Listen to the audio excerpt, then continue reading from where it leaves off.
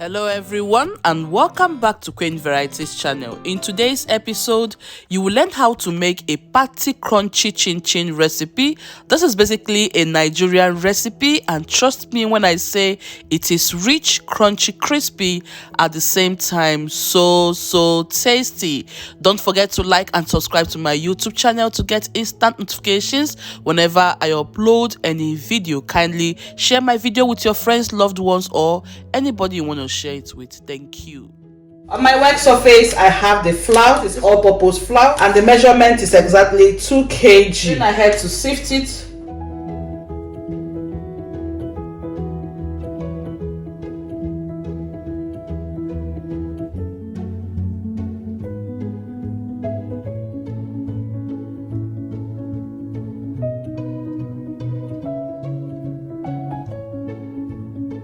Begin to introduce other dry ingredients so that we can combine them all together. Here in my hand here is 2 cups of sugar, which is exactly 400 grams.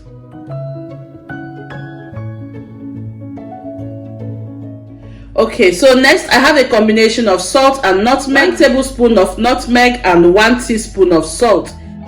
Notice I'm passing all the ingredients in my sieve, which is very important. I've always told you the importance of sieving all your dry ingredients. I'll be using 4 teaspoons of baking powder.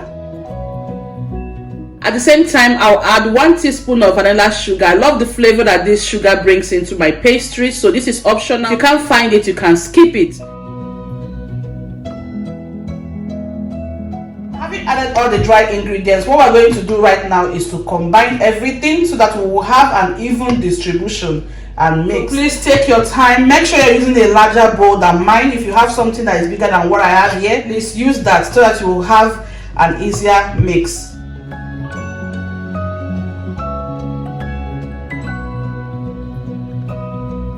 For this recipe, I'll be combining 2 types of flavors and aroma. What I have here is almond aroma, and I'll be taking 3 teaspoons of this. At the same time, I have vanilla aroma, and I'll also be using 3 teaspoons of this. So feel free to use any flavor of your choice. Any type of flavor that you would like to enjoy here, please add it.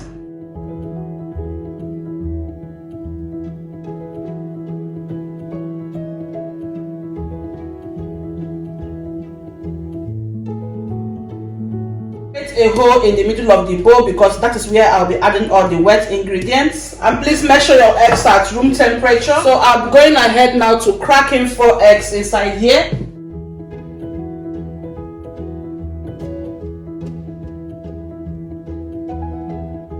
Pour in the almond and vanilla flavor. So I have 350 grams of butter. I'm going to combine everything at the same time. Using my hand now to mix everything before I introduce the milk. To do it carefully because my bowl is not that big. If yours is too big, then you will just be very comfortable mixing the whole items we're having here. Okay, so for this recipe, I'll be using a combination of evaporated milk, and this is exactly 1 tin, which is 410 grams. At the same time, I have 1 extra cup of milk. Because I want to have extra boost of flavor in the chin-chin, I'll be using an extra cup of milk. So if you don't want to use this, you can go ahead and add just water. So a combination of water and milk is perfect. So I'll pour this in there. At the same time, I'll then pour in the tin of milk. Add that gradually as I form my dough.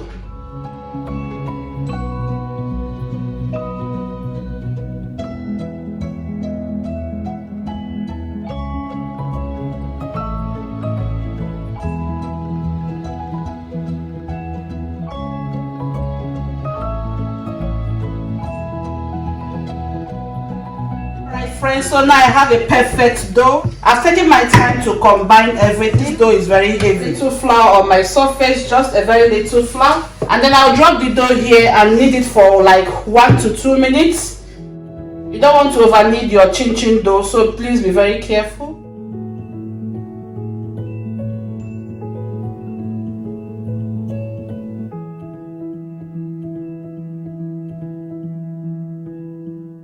To divide the dough into 4 segments and then allow it to rest. I will roll each segment up and then foil it and keep it in my fridge. Right now is to transfer them to my fridge and allow them to rest there for 10 to 15 minutes. 10 to 15 minutes later, we are now ready to start rolling out the dough to cut it out for the frying process.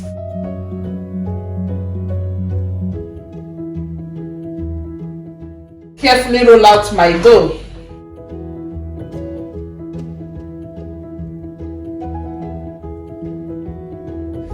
Notice that the dough is elastic. Once you're rolling it, it's bouncing back at you. That is a perfect chin-chin dough, but at the same time, you have to roll it flat but not too flat. Depends on the level of crunch you will want to achieve in your chin-chin. You want it too super crunchy, then this is okay. Dough size should be like when you're making a meat pie. So with the help of my pizza cutter now, begin to slice the dough.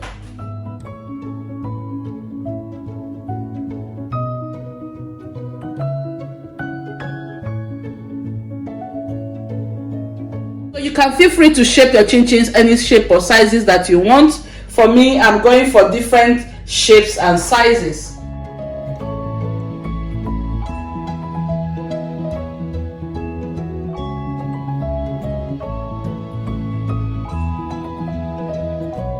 While the oil is preheating, I'm going ahead to cut the second dough. I'll be doing this until I'm done with all the sizes. This one I'll be cutting in a different shape.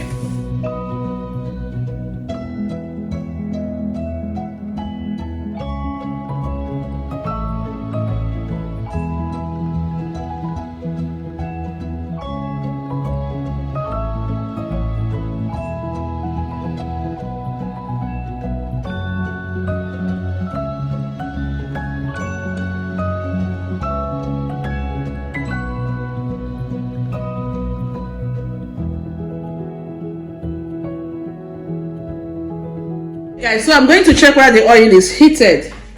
So once it springs up, you notice that it is ready for the frying process. You can see that the oil is bubbling, but it's not bubbling too much. So the oil is heated. You don't want the oil to be too hot, so you have to be very careful. Notice that it has sprung up on the surface. That means it is ready. After adding the chin-chins in the oil,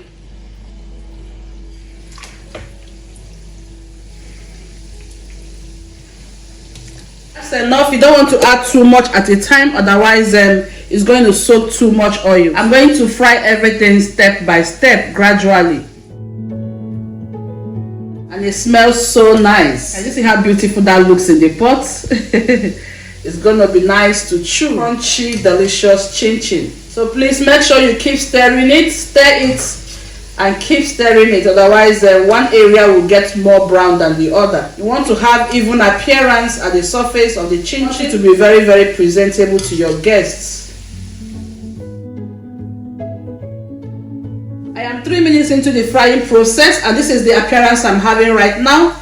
If this is what you want, you just have to go ahead and remove them because they are ready.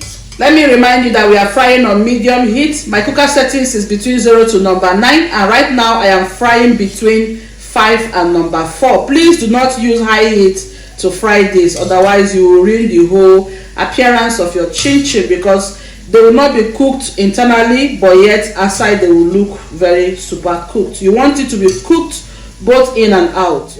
When you remove the chin-chin from the oil, it will also continue frying because there is still heat that is absorbed into it. 6 minutes into the frying process and it is perfect. Can you see how beautiful it looks?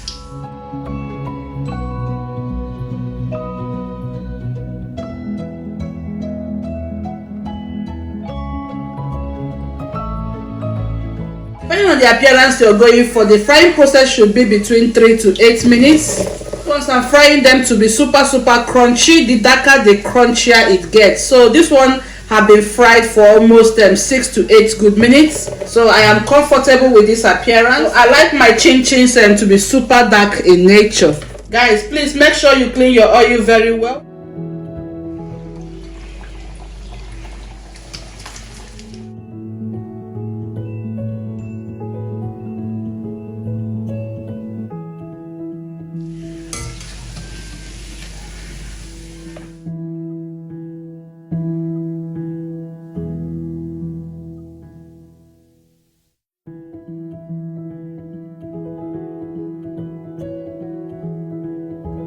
See, I've gone ahead to change my oil. That is because the first oil I was using is now dirty.